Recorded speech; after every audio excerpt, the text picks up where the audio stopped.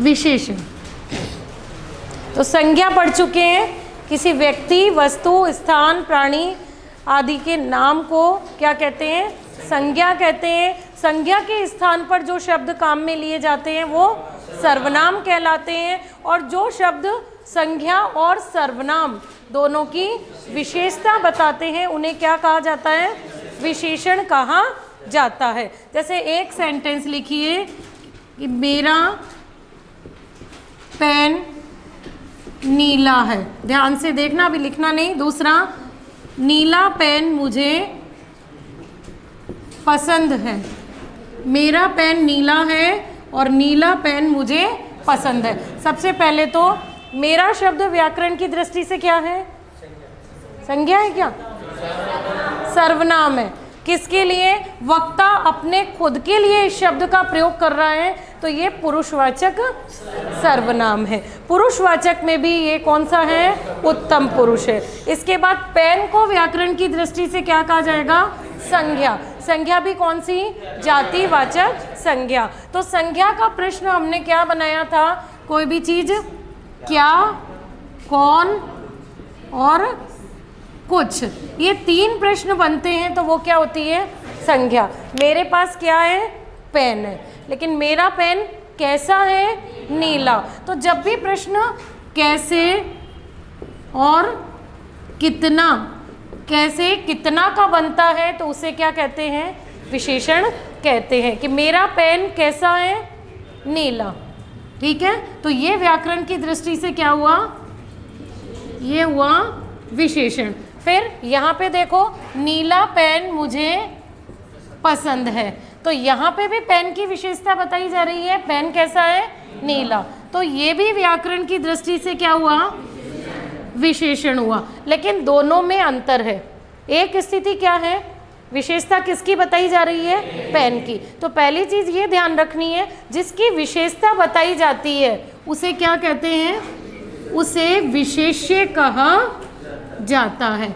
और जो कुछ उसके बारे में बताया जा रहा है वो क्या है?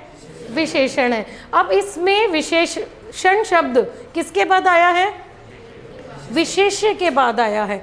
तो जो विशेषण शब्द विशेष्य के बाद में आता है उसे विधेय विशेषण कहा जाता है। ध्यान रखना, उद्देश्य और विधेय का मतलब समझते हो? वाक्य के दो भाग, एक उद्देश्य है और एक विधेय। उद्देश्य में क्या होता है? जिसके बारे में बात की जा रही है वो क्या कहलाता है? उद्देश्य कहलाता है। और उसके बारे में जो कुछ भी कहा जा रहा है वो क्या कहलाता है? विधेय। यहाँ बात किसकी की जा रही है? पेन। पेन भी सारी दुनिया के पेन की नहीं, मेरे पेन की। तो ये मेरा पेन है, ये व्याकरण की दृष्टि से क्या हुआ? वाक्य के अगर दो भाग हैं तो ये क्या हुआ? उद्देश्य। और उसके बारे में जो कुछ भी कहा जा रहा है तो वो क्या हुआ? विधेय। तो यहाँ पर जो विशेषण है किस भाग में आ रहा है? विधेय वाले भाग में आ रहा है। तो विधेय वाले भाग में आ रहा है तो वो क्या हुआ? विधेय विशेषण। और अगर उद्देश्य वाले भाग में आ रहा है तो वो क्या है? उद्देश्य विशेषण, या फिर जिसे विशेष्य विशेषण भी कहा जाता है। तो दो चीज, सबसे पहले तो क्या ढूंढना हमें? विशेषण शब्द। विशेषण शब्द का पता कैसे चलेगा कि हमारा प्रश्न कैसे और कितने का बनेगा? कोई भी चीज कैसी है या कोई भी चीज कितनी है। मैं 5 किलो सब्जी लाई, तो सब्जी कितनी? 5 किलो। तो जो 5 किलो है वो व्याकरण की दृष्टि से क्या हुआ? विशेषता बता रहा है। तो कितने का उत्तर मिल रहा है ना, तो वो भी क्या हुआ? विशेषण हुआ। उसके बाद में वाक्य को दो भागों में बांटना, एक उद्देश्य वाला हिस्सा और दूसरा विधेय वाला। उद्देश्य जिसके बारे में बात की जा रही है, और विधेय उसके बारे में, उद्देश्य के बारे में जो कुछ भी कहा जा रहा है वो क्या है? विधेय। अगर विधेय वाले पार्ट में आपका विशेषण शब्द है तो उसे विधेय विशेषण कहा जाएगा, और अगर उद्देश्य वाले भाग में है तो उसे उद्देश्य विशेषण या उसे क्या कहा जाएगा? विशेष्य विशेषण कहा जाएगा। तो ये चीज़ समझ में आ गई। विशेषण विशेष्य भी हो सकता है और उद्देश्य या फिर विधेय भी हो सकता है। इसके बाद आते हैं अपने विशेषण के भेद। विशेषण के कुल कितने भेद होते हैं? मुख्य रूप से विशेषण के कितने भेद? 4 भेद। कौन सा? एक भेद आप पढ़ चुके हो, सबसे पहले उसकी बात कर लेते हैं। कौन सा? सार्वनामिक विशेषण। अगर सर्वनाम शब्द के तुरंत बाद ही क्या आ जाता है? संज्ञा शब्द। और कौन सा संज्ञा? जिसके बारे में बात की जा रही है। जैसे यह मेरी कुर्सी है, ये कुर्सी टूट गई है, ये कुर्सी टूट गई है। तो जिसके बारे में बात की जा रही है उसके तुरंत पहले ही कौन सा सर्वनाम शब्द आ जाता है? सर्वनाम शब्द भी कौन सा है? कौन सा भेद सर्वनाम का? सर्वनाम का भेद कौन सा? पहला कौन सा? पुरुषवाचक। दूसरा कौन सा? निश्चयवाचक। अगर निश्चयवाचक सर्वनाम के तुरंत बाद क्या आ जाए? वही संज्ञा शब्द आ जाए जिसके बारे में बात की जा रही है, तो उसे किस में गिना जाता है? उसे सार्वनामिक विशेषण कहा जाता है। तो पहला भेद तो हम सभी पढ़ चुके हो, इसके एग्जाम्पल भी लिख चुके हो। तो सार्वनामिक विशेषण में मूल रूप से कौन से आएंगे? जो निश्चयवाचक विशेषण के शब्द हैं, ये, वे, वह, वो इत्यादि किस में आएंगे? सार्वनामिक विशेषण में। विशेषण का दूसरा भेद कौन सा? गुणवाचक विशेषण। गुणवाचक विशेषण का मतलब जो संज्ञा और सर्वनाम के गुण, दोष, रूप, रंग, दशा आदि के बारे में बताता है। गुणवाचक है तो इसका मतलब ये नहीं है कि केवल गुणों की बात की जाएगी। गुण के साथ क्या हो सकते हैं? दोष भी हो सकते हैं, भाव भी हो सकता है, वो संज्ञा का समय भी बता सकता है। तो वो जो चीज़ है वो किस में आएगी? गुणवाचक में। गुण तो जैसे कोई गुण बताइए। राम बहुत होशियार है। राम कैसा है? होशियार लड़का है। तो जो होशियार है वो क्या है? गुणवाचक। और अगर हम कहें कि राम तो निरा बुद्धू है, तो जो बुद्धू है वो भी किस में आना है? गुणवाचक विशेषण में ही आना है। तो गुण हो या दोष हो, दोनों चीज किस में आएगी? गुणवाचक विशेषण में ही आएगी। गुणवाचक के बाद जो तीसरा भेद होता है वो कौन सा होता है? परिमाणवाचक। पहले किसको ध्यान रखना? परिमाणवाचक। परिमाण का मतलब क्या होता है? मात्रा। परिमाण यानी मात्रा। तो संज्ञा में जब हमने द्रव्यवाचक संज्ञा पढ़ी थी, तो द्रव्यवाचक संज्ञा किसे कहा जाता है?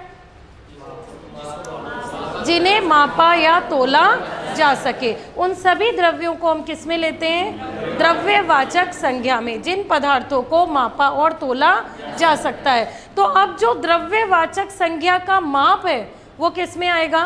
परिमाणवाचक विशेषण। जैसे सब्जी है 2 किलो, दूध है 1 लीटर, तो ये किस में आएंगे? 2 किलो है, 1 लीटर है। कपड़े को नापा तो 5 मीटर कपड़ा लाना, तो कपड़ा कितना लाना है? 5 मीटर। तो यानी द्रव्यवाचक संज्ञाओं की जो माप था उसकी जो मात्रा है वो किस में आती है? परिमाणवाचक विशेषण में आती है। और परिमाणवाचक विशेषण के बाद जो चौथा विशेषण है वो कौन सा? संख्यावाचक विशेषण। तो संख्यावाचक और परिमाणवाचक, इनका अंतर ध्यान रखना है। संख्या कौन सी? 1, 2, 3, 4, पहला, दूसरा। लेकिन परिमाण क्या है? मात्रा, जिसमें द्रव्य को मापा और तोला जा सकता है। उस मात्रा को आप किस में लोगे? परिमाणवाचक में। और चौथा भेद कौन सा? संख्यावाचक। संख्यावाचक में के भी 2 भाग, एक निश्चित संख्यावाचक और एक अनिश्चित संख्यावाचक। अगर मैं कहूँ कि वहाँ 4 बच्चे खड़े हैं, तो ये क्या है? निश्चित है। लेकिन हमने कहा 4 किलो सब्जी लाना, तो वो मात्रा के बारे में बता रहा है, तो वो किस में चला जाएगा? परिमाणवाचक में। और अगर कहा जाए कि बाहर कुछ बच्चे खड़े हैं, तो प्रश्न क्या बना? कितने? कितने का उत्तर मिलेगा वो क्या है? विशेषण। कोई भी चीज कैसी है और कोई भी चीज कितनी है। तो जो संज्ञा की मात्रा के बारे में बताते हैं वो तो क्या है? परिमाणवाचक। लेकिन जो संज्ञा और सर्वनाम की संख्या के बारे में बताते हैं वो क्या है? संख्यावाचक। संख्यावाचक कितने प्रकार के? जो निश्चित संख्या का बोध कराए वो, और जो अनिश्चित संख्या का बोध कराए वो अनिश्चित संख्या वाचक। तो ये मुख्य रूप से तो होते हैं कितने भेद? 4। लेकिन कुछ विद्वान फिर से 2 भेद और मानते हैं। दो भेद कौन से? जो पांचवा और छठा भेद है, पता है किसी को नाम? एक तो व्यक्तिवाचक विशेषण, हाँ व्यक्तिवाचक विशेषण आएगा तो बाद में, पहले इनको पढ़ना है क्योंकि मूल भेद कितने माने हैं? 4 ही है ना। तो इसका मतलब जो 2 अब पढ़ेंगे वो इनमें ही, उनमें इन चारों में से ही किसी में उनकी गिनती होने वाली है। तो एक एग्जाम में ज़्यादा जो पूछा जाता है क्वेश्चन, एक व्यक्तिवाचक और एक विभाग सूचक, 2 भेद और होते हैं। तो पहले तो व्यक्तिवाचक क्या होता है? व्यक्तिवाचक संज्ञाओं से जो विशेषण शब्द बनते हैं उन्हें हम क्या कहते हैं? व्यक्तिवाचक विशेषण कहते हैं। जैसे जयपुरी रजाइयाँ बहुत प्रसिद्ध है, तो सारी दुनिया की रजाइयाँ नहीं, किसकी बात की जा रही है? जयपुर की, यानी जयपुर में बनने वाली। तो कौन सी विशेष रजाई है? जयपुर की। बंगाली रसगुल्ला, तो इसका मतलब बंगाल क्या है? स्थान का नाम। कौन सी संज्ञा है? बंगाल कौन सी संज्ञा है? व्यक्तिवाचक। बंगाल 100-200 थोड़ी है, हाँ। तो बंगाल क्या है? व्यक्तिवाचक संज्ञा। अभी नाम ही क्या है उसका, तो किससे बनेगा?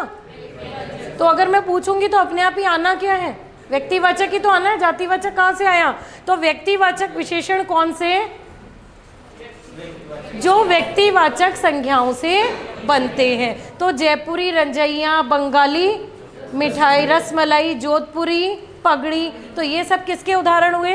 व्यक्तिवाचक विशेषण। लेकिन ये भी उसके किसके बारे में बता रहे हैं? परिमाण के बारे में तो नहीं बता रहे, संख्या के बारे में नहीं बता रहे, सार्वनामिक विशेषण भी ये नहीं है। इसका मतलब ये किस में गिना जाएगा?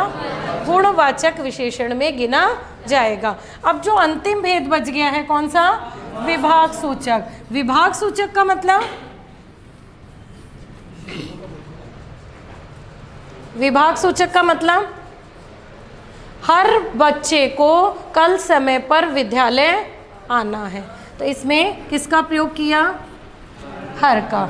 अगर मैं कहूँ प्रत्येक व्यक्ति यहाँ ईमानदार है, या आज हमारे देश में अनेक समस्याएं हैं, तो जिसमें हर आ जाए, प्रत्येक आ जाए, अनेक आ जाए, तो ये जो तीनों शब्द आते हैं, क्या इससे निश्चित संख्या का पता चलता है? नहीं पता चल रहा है ना। तो इन शब्दों को याद रखिए, हर या प्रत्येक। मैंने अनेक प्रेमचंद जी की अनेक कहानियाँ पढ़ी है, तो कहानियाँ अनेक, लेकिन क्या उनकी संख्या निश्चित है? नहीं है ना। तो इसका मतलब पहले तो इससे बोध किसका हो रहा है? मात्रा का तो नहीं हो रहा है। कहानियाँ माप में तो नहीं आएगी ना, नापने तोलने में, तो ये किस में आएगी? संख्यावाचक। अब संख्यावाचक में भी इससे क्या निश्चित संख्या का बोध हो रहा है? नहीं हो रहा है ना।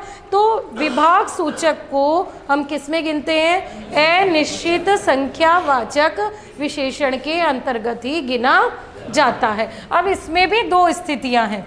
यहाँ तो मैंने क्या लिखा? अनेक कहानियाँ। यहाँ पर हर बालक को ईमानदार होना चाहिए, लेकिन अगर यहाँ हर बालक को ईमानदार होना चाहिए, लेकिन अगर मैं यहाँ लिखूँ हर एक व्यक्ति को समय पर आना चाहिए, तो मैंने हर के बाद क्या जोड़ दिया? एक निश्चित संख्यावाची है ना। अगर इसके बाद में कोई निश्चित संख्या लिख दी जाए तो ये जो विभाग सूचक है उसे विप्सावाचक माना जाता है। उसे क्या माना जाएगा? विप्सावाचक। और ये क्या होगा? वो तो अनिश्चित संख्यावाचक में गिना जाता है, और इसे किस में गिना जाएगा? निश्चित संख्यावाचक। मैंने क्या किया? हर बालक को, हर कहानी अच्छी होती है तब तो वो क्या है? विभाग सूचक। लेकिन हर एक कहानियाँ हमें पढ़नी चाहिए, हर एक कहानी से कोई ना कोई शिक्षा मिलती है, यानी इन शब्दों के बाद में अगर निश्चित संख्या लिख दी गई तो वो किस में आएगा? विप्सावाचक। और विप्सावाचक को आप किस में गिनेंगे? निश्चित संख्यावाचक विशेषण में। किस में गिनोगे? हाँ, हमारे देश के प्रत्येक व्यक्ति मेहनती है, तब तो स्थिति किसकी है? लेकिन मैंने कहा इस रेलवे स्टेशन से प्रत्येक 4 घंटे बाद एक गाड़ी गुजरती है, तो वो किस में गिना जाएगा? दोनों में अंतर समझ में आ गया। ये विभाग सूचक तो किसका भेद है? अनिश्चित संख्या वाचक, जबकि विप्सावाचक किसका है? निश्चित संख्या वाचक।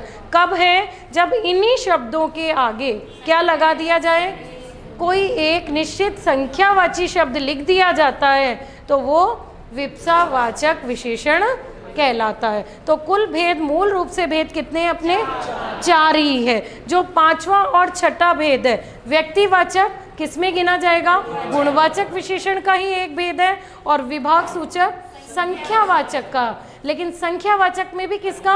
अनिश्चित संख्यावाचक का। और जबकि विप्सावाचक निश्चित संख्या वाचक का। तो जिसमें सबसे पहले जो भेद पड़ा कौन सा? सार्वनामिक, जिसका कोई भी भेद नहीं है। दूसरा कौन सा? गुणवाचक, गुणवाचक का भी कोई भी भेद नहीं है। लेकिन संख्यावाचक के कितने भेद? 2, निश्चित और अनिश्चित। तो क्या परिमाणवाचक के भी निश्चित और अनिश्चित 2 भेद हो सकते हैं? थोड़ा सा पानी पिलाओ, पानी को गिना जा सकता है क्या? नहीं ना। अगर निश्चित मात्रा है, मैं कहूँ 1 लीटर पानी लाओ, तब तो क्या है? निश्चित परिमाणवाचक। अगर मैंने कहा थोड़ा सा पानी लाओ तो अनिश्चित परिमाणवाचक। और संख्यावाचक के भी 2 भेद, निश्चित और अनिश्चित। अनिश्चित का केवल विभाग सूचक एक ही भेद हो सकता है, लेकिन निश्चित संख्यावाचक के भी कई भेद हो सकते हैं। मालूम है कौन से? अनिश्चित का तो केवल एक ही है। अब किसको ध्यान में रखना है लास्ट में? निश्चित संख्या वाचक। उससे पहले के सारे भेद समझ में आ गए? निश्चित संख्या वाचक में पहले तो संख्या क्या होगी आपकी? निश्चित होगी। लेकिन संख्या निश्चित होते हुए भी मैं कह सकती हूँ कि आप दोनों अंदर आ जाओ, तो दोनों का मतलब कितने जने? 2 जने। चारों आदमी बाहर खड़े हैं तो कितने? 4 का भेद हो रहा है। और मैंने कहा कि एक बच्चा बैठा है, 4 चिड़िया आसमान में उड़ रही है, तो इसका भेद में ध्यान रखना, डिफरेंस है, इनमें डिफरेंस है या नहीं है ना। तो सबसे पहला जो होता है वो होता है गणनावाचक। गणना का मतलब होता है जिसकी गिनती की जा सकती है। गिनती तो जानते हो, 1 2 3 4 ये। गणना के भी वापस 2 भेद होते हैं, एक पूर्ण और एक अपूर्ण। मैंने कहा मेरे पास 2 पेन है, लेकिन 2 की जगह मैं कहूँ मेरे तो एग्ज़ाम में 2.5 नंबर आए हैं। अब तोलने की चीज़ तो नहीं है ना नंबर। 2.5 किस में आएगा? गणना में। 1 किस में आएगा? 2 है तो किस में? इसमें। और 2.5 है तो किस में? पूर्ण। एक पूर्ण है और एक क्या है? अपूर्ण है। तो पहला भेद निश्चित संख्यावाचक का कौन सा हुआ? गणनावाचक। गणनावाचक का मतलब जिसमें क्या गिनती की जाती है? जिसमें संख्या की गिनती। संख्या यानी निश्चित संख्या जिसकी गिनती है, जिसे गिना जा सकता है, वो क्या है? गणनावाचक। जो पूर्ण संख्या भी हो सकती है और अपूर्ण संख्या भी हो सकती है। दूसरा होता है इसका आवृत्तिवाचक। हाँ, आवृत्ति का मतलब मेरे पास आपसे दुगने पैसे हैं। दुगना, तिगुना, चौगुना, वो किस में आएगा? आवृत्तिवाचक। तीसरा होता है, एक है संग्रहवाचक और चौथा है समुदायवाचक। इनमें थोड़ा सा कंफ्यूजन होता है। तो गणना तो समझ गए, ठीक है। गणना का मतलब गिनती, आवृत्ति का मतलब दुगना, तिगुना, चौगुना। अब संग्रह का मतलब इकट्ठा करना। दोनों व्यक्ति, चारों आदमी, 5 लड़के, अगर इस तरह से बोला जाता है तो वो क्या है? संग्रह। और समुदाय जिससे ग्रुप का बोध होता है, 1 दर्जन, 2 दर्जन, शताब्दी, वो सब किस में आएंगे? समुदाय में। और विप्सा का मतलब? विप्सा का मतलब निश्चित संख्या वाचक, जिसमें क्या होता है? हर, प्रत्येक, हर एक, उनके बाद में क्या किया है? एक निश्चित संख्या लिख दी जाती है। जब विभाग सूचक अनिश्चित संख्यावाचक विशेषण के आगे कोई निश्चित संख्या लिख दी जाती है तो उसे हम क्या कहते हैं? उसे हम क्या कहते हैं? उसे हम विप्सावाचक विशेषण कहते हैं। और विप्सावाचक किसके अंतर्गत आएगा? निश्चित संख्या वाचक। तो ये चीज समझ में आ गई। इसी तरह से गणनावाचक का मीन्स गणना करना, गिनती करना, दो रूपों में हो सकती है। अच्छा, एक और रह गया है क्रम सूचक। क्रम सूचक का मतलब पहला, दूसरा, तीसरा, चौथा, तो वो किस में आएगा? क्रम सूचक। लेकिन वो सब भेद किसके हैं? अनिश्चित का भेद केवल कितना? एक। कौन सा? विभाग सूचक, या जिसे हम भिन्नतावाचक भी कह सकते हैं। तो समझ में आ गया? विशेषण यानी संज्ञा और सर्वनाम की जो विशेषता बताते हैं। सबसे पहला गुणवाचक, यानी जो गुण, दोष, रूप, रंग आदि के बारे में बताता है। गुणवाचक विशेषण के अंतर्गत ही उसका एक भाग कौन सा? व्यक्तिवाचक विशेषण, जो व्यक्तिवाचक संज्ञाओं से बनाए जाते हैं। फिर दूसरा कौन सा? परिमाणवाचक। परिमाण निश्चित मात्रा होती है तो निश्चित परिमाणवाचक, और अगर अनिश्चित मात्रा हो तो निश्चित परिमाण का मतलब 1 लीटर, 2 किलो, 5 किलो, वो तो क्या है? निश्चित परिणाम है। लेकिन थोड़ा सा, जरा सा, कुछ, तो वो क्या है? हाँ, मुझे कुछ क्या चाहिए? कुछ के आगे लगाओ जिससे कि वो क्या बन जाए? कुछ से हम परिमाणवाचक भी बना सकते हैं और कुछ से हम क्या बना सकते हैं? अनिश्चित संख्यावाचक भी बना सकते हैं ना। तो अगर परिमाणवाचक शब्द लिखना हो तो कौन सा होगा? ये अनिश्चित परिमाणवाचक। तो बताओ कुछ के आगे क्या लिखे? क्या चीज लिखे?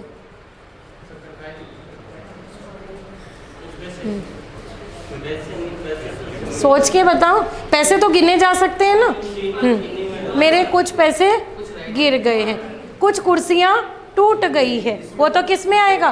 कुर्सियां तो गिनी जा सकती है ना। इसका मतलब ये तो आएगा अनिश्चित संख्या वाचक। तो ये स्थिति तो क्लियर है ना। अब इसमें बताओ कुछ पानी या थोड़ा पानी गिर गया है, कुछ सब्जी रास्ते में गिर गई है, या कुछ चीज़ें मेरी क्या हो गई है? कुछ कपड़ा फट गया। कुछ यानी थोड़ा, थोड़ी सी चीज़ गिर गई है, थोड़ी सी चीज़ मेरी फट गई है, थोड़ा सा दूध गिर चुका है, तो वो स्थिति किस में आएगी? अनिश्चित परिमाण वाचक में आएगी। तो ये क्लियर है। गणनावाचक, संग्रहवाचक, आवृत्तिवाचक, क्रम सूचक, समुदायवाचक और विप्सावाचक, कुल कितने भेद हुए इसके? 5 और ये 6। पांचवा कौन सा? क्रम सूचक। तो ये सभी भेद किसके हैं? संख्यावाचक। गणना जिसको गिना जाता है, पूर्ण संख्या और अपूर्ण। पूर्णांक जिसमें होते हैं, पूर्णांक तो जानते हो, 1 2 3 4 5, पूर्णांक किसमें? पूर्ण गणनावाचक। और अगर अधूरा हो, 2.5 हो, 3.5 हो, तो वो किस में होंगे? अपूर्ण गणनावाचक। आवृत्ति का मतलब दोहराना, दुगुना, तिगुना, चौगुना। क्रम सूचक का मतलब पहली खिड़की टूट गई है, चौथा दरवाजा खोल दो, तो पहला, दूसरा, तीसरा, चौथा, वो किस में है? क्रम सूचक में। संग्रह और समुदाय में कंफ्यूजन होता है। समुदाय यानी एक ग्रुप की बात की जा रही है, यानी दर्जन। दर्जन का मतलब किस में आएगा? पूरा ग्रुप। दर्जन का मतलब आप किससे लगाओगे? 12 से। 12 मीटर से तो नहीं, 12 किलो से भी नहीं, परिमाणवाचक में तो नहीं जा रहा है ना। दर्जन का मतलब लगाएंगे संख्या में कितनी? 12। शताब्दी का मतलब लगाएंगे कितनी? 100। इसका मतलब वो किस में आएगा? समुदायवाचक। और संग्रह का मतलब संग्रह हम कर रहे हैं, और समुदाय यानी जिससे खुद से ही क्या हो रहा है? एक ग्रुप का बोध हो रहा है। तो संग्रह यानी चारों आदमी, 5 बच्चे बाहर खड़े हैं, 5 बच्चे, तुम 5 घर से, क्लास से बाहर निकल जाओ, तुम 5। तो 5 को किसने किया? वो ग्रुप मैंने बनाया, तो वो किस में आएगा? संग्रह। लेकिन समुदाय जो पहले से क्या है? फिक्स है। विप्सा का मतलब समझ गए? जब विभाग सूचक के आगे क्या लगा दी जाए? निश्चित संख्या। प्रत्येक घंटे से यहाँ एक गाड़ी गुजरती है, प्रत्येक घंटे के बाद, यानी प्रत्येक घंटे का मतलब हर 1 घंटे के बाद, तो निश्चितता का बोध हो रहा है, यानी 1 घंटे के बाद। तब वो स्थिति किसकी है?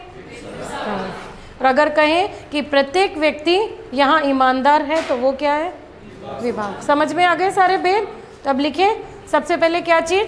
विशेषण। एक चीज़ छोटी सी और समझ लो, जो विशेषण की भी विशेषता बताते हैं। विशेषण में एक चीज़ तो क्लियर है ना, कौन सी? उद्देश्य विशेषण और विधेय विशेषण। इसमें से किसे विशेष्य विशेषण कहा जाता है?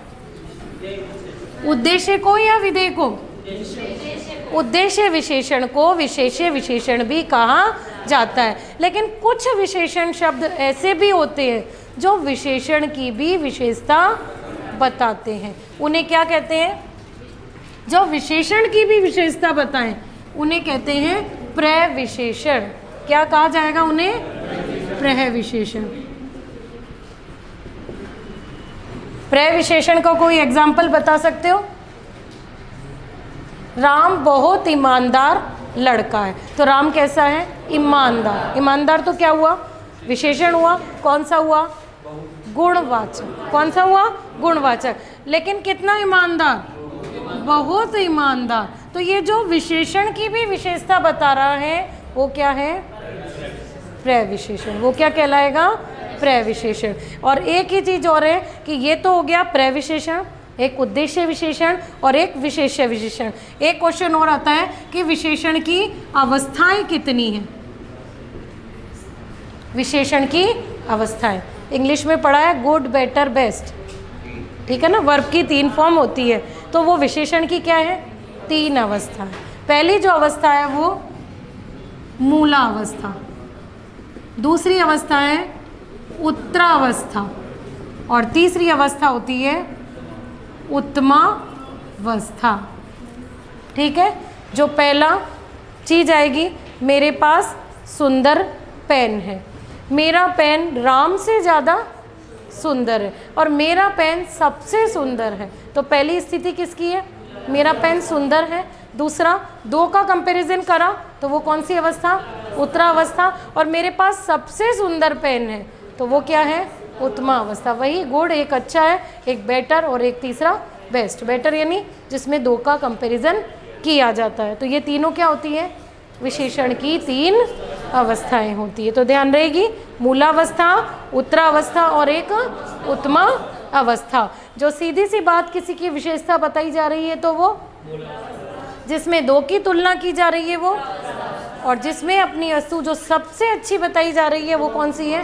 उत्तमा अवस्था। तो 3 अवस्थाएं हैं। और प्रविशेषण कितना?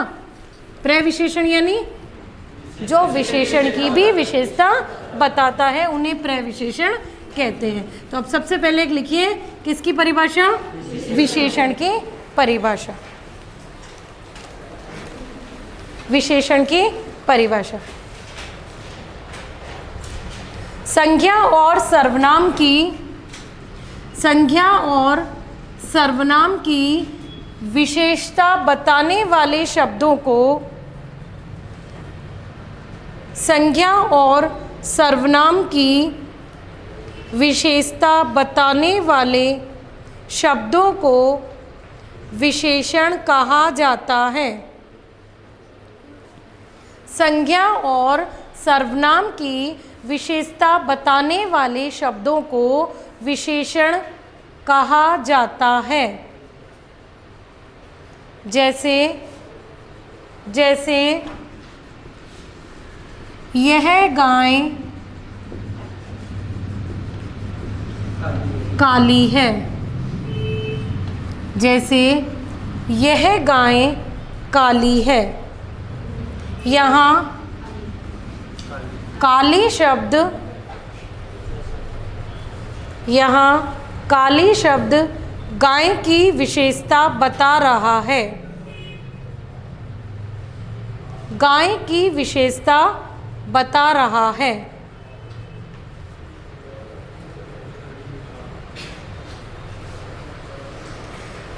नेक्स्ट लाइन में लिखिए, जिसकी विशेषता बताई जाती है। यहाँ किसकी बताई जा रही है? गाय की। तो जिसकी विशेषता बताई जाती है, जिसकी विशेषता बताई जाती है उसे विशेष्य कहा जाता है। जिसकी विशेषता बताई जाती है उसे विशेष्य कहा जाता है। तो इस वाक्य में गाय क्या है? विशेष्य है, और काली शब्द क्या है? विशेषण है। तो गाय के नीचे तो लिख लीजिए विशेष्य, और काली क्या है? विशेषण। जिसकी विशेषता बताई जाती है उसे विशेष्य कहा जाता है। नेक्स्ट लाइन में लिखिए, यदि विशेषण शब्द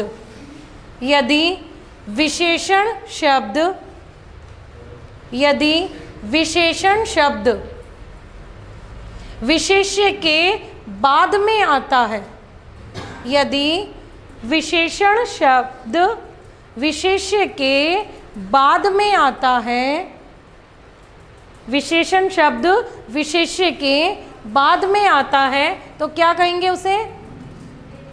उसे विधेय विशेषण कहा जाता है। तो विशेषण तो है ही है, लेकिन कौन सा? विधेय है विशेषण। यदि विशेषण शब्द विशेष्य के बाद में आता है तो उसे विधेय विशेषण कहते हैं। नेक्स्ट एक एग्जाम्पल और लिखिए, काली गाय अधिक दूध देती है। काली गाय अधिक दूध देती है। तो यहाँ काली शब्द क्या हुआ? विशेषण ही है। विशेषण क्यों है? क्योंकि कौन सी गाय? कैसी गाय? काली गाय। गाय शब्द व्याकरण की दृष्टि से क्या है? संज्ञा। कौन सी संज्ञा? अब आपको संज्ञा, सर्वनाम और विशेषण तीनों ढूंढने हैं। अब जो विशेषण के सेंटेंस लिखोगे तो गाय शब्द क्या है? जातिवाचक संज्ञा है। दूध क्या है? संज्ञा है ना, दूध भी तो। कौन सा संज्ञा? हाँ, द्रव्यवाचक संज्ञा। जो द्रव्यवाचक संज्ञा के माप के बारे में बताता है तो वो क्या है? परिमाणवाचक विशेषण। परिमाण में भी क्या निश्चित परिमाण बता रहा है ये कि 1 किलो, 2 किलो, 5 किलो? तो ये किस में आएगा? अब ये अनिश्चित परिमाण में आएगा या ये गुणवाचक में आएगा? इसको सोच के बताओ। परिमाणवाचक के कितने भेद बताए? 2 में से एक तो क्या है? निश्चित परिमाणवाचक, जो निश्चित मात्रा के बारे में बताता है। और दूसरा परिमाण क्या है? थोड़ा, कुछ। वो किस में आता है? अब ये क्या परिमाण बता रहा है? क्या ये मात्रा के बारे में बता रहा है? तो कम या ज़्यादा, थोड़ा या अधिक, किस में आता है? ये क्या है? गुणवाचक विशेषण। किस में आएगा? गुणवाचक विशेषण में। अब इसमें बताइए, यहाँ जो ये विशेषण शब्द है वो किसके पहले आ रहा है? गाय यानी विशेष्य। गाय क्या बोलोगे अब? विशेष्य। तो जब विशेषण शब्द किसके पहले आए? विशेष्य के पहले आता है तो उसे हम क्या कहते हैं? उसे हम विशेष्य विशेषण कहते हैं। लिखो इसमें, जब विशेषण शब्द विशेष्य के पहले आता है तो गाय यहाँ जातिवाचक संज्ञा भी है और गाय यहाँ विशेष्य भी है। जब विशेषण शब्द विशेष्य के पहले आता है, विशेषण शब्द विशेष्य के पहले आता है तो उसे विशेष्य विशेषण या उद्देश्य विशेषण कहा जाता है। तो उसे विशेष्य विशेषण या उद्देश्य विशेषण कहा जाता है।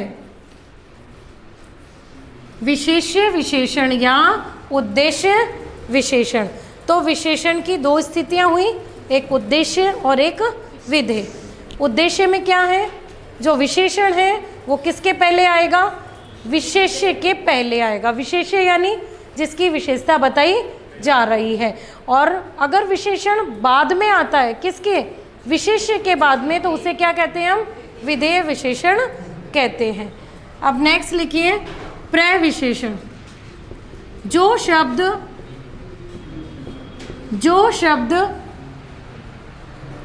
प्रविशेषण, जो शब्द विशेषण की भी विशेषता बताते हैं, जो शब्द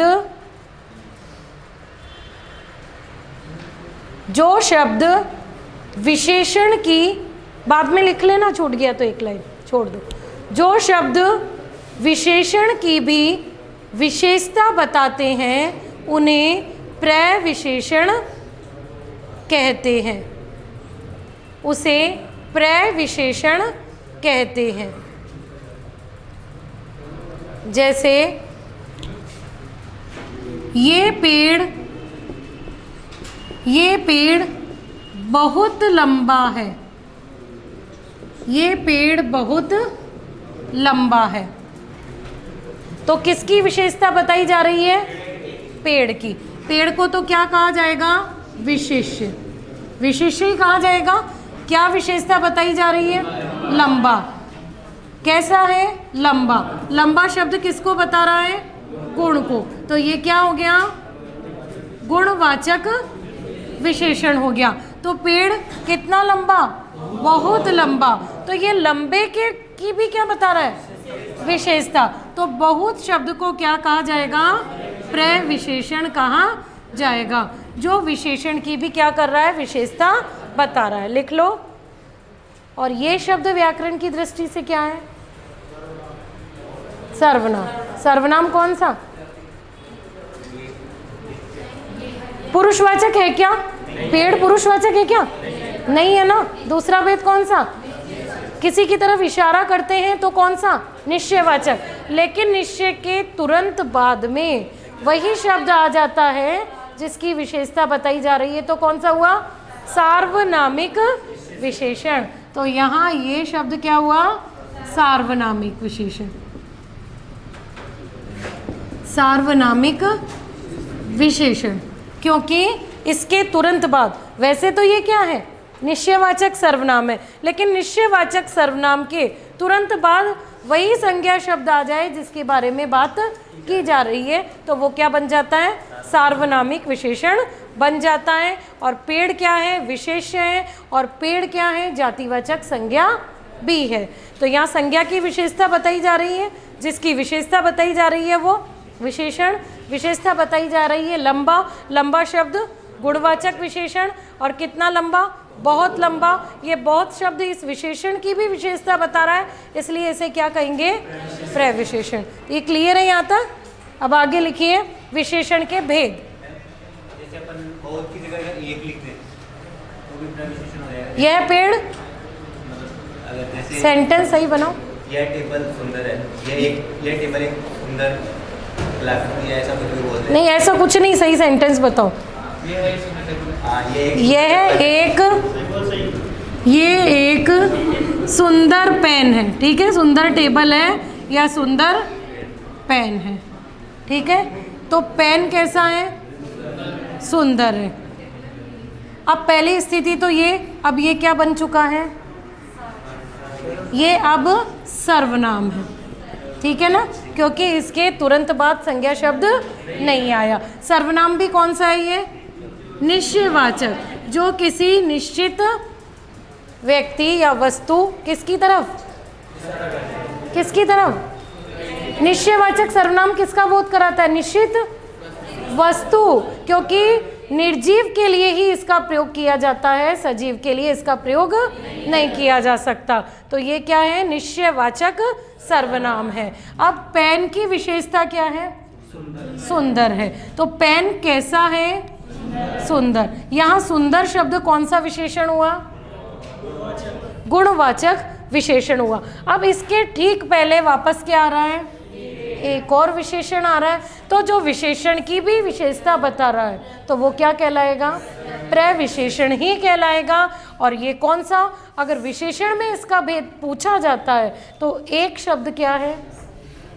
निश्चित संख्यावाची। निश्चित संख्यावाची में भी क्या है? गणनावाचक। 1 2 3 4 किस में है? गणनावाचक, निश्चित, संख्यावाचक विशेषण। आ गया समझ में? और वैसे पूछी जाएगी इनमें प्रविशेषण कौन सा है? जो विशेषण के भी पहले है, विशेषण के जो पहले। बहुत लंबा है, बहुत अधिक सुंदर, तो जो बहुत अधिक आया है वो क्या है? प्रविशेषण। आ गया समझ में ये? अब आगे लिखिए विशेषण के भेद। विशेषण के भेद।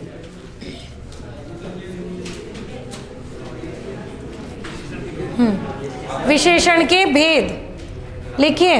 विशेषण के कितने भेद? मुख्य रूप से 4 भेद होते हैं। विशेषण के मुख्य रूप से 4 भेद होते हैं। 4 भेद होते हैं।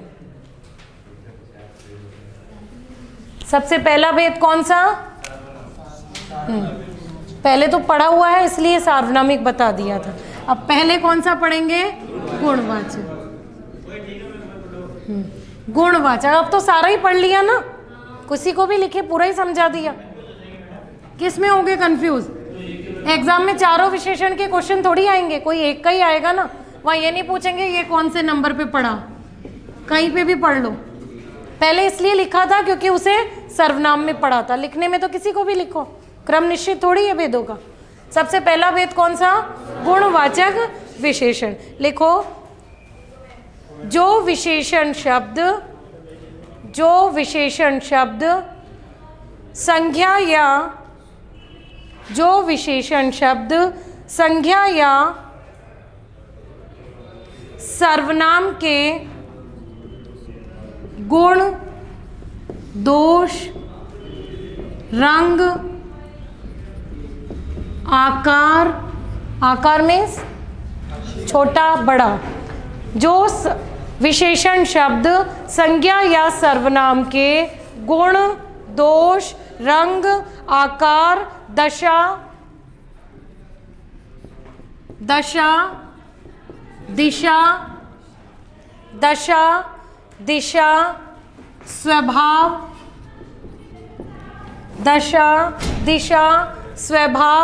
आदि का बोध कराते हैं। स्वभाव, स्वाद और लिख लो, स्वाद, गंध आदि का बोध कराते हैं, उन्हें गुणवाचक विशेषण कहते हैं। गुणवाचक विशेषण कहते हैं। उसे गुणवाचक विशेषण कहते हैं। गुण कौन से? अच्छा है, होशियार है। दोष कौन सा? बुरा है तो क्या हो गया?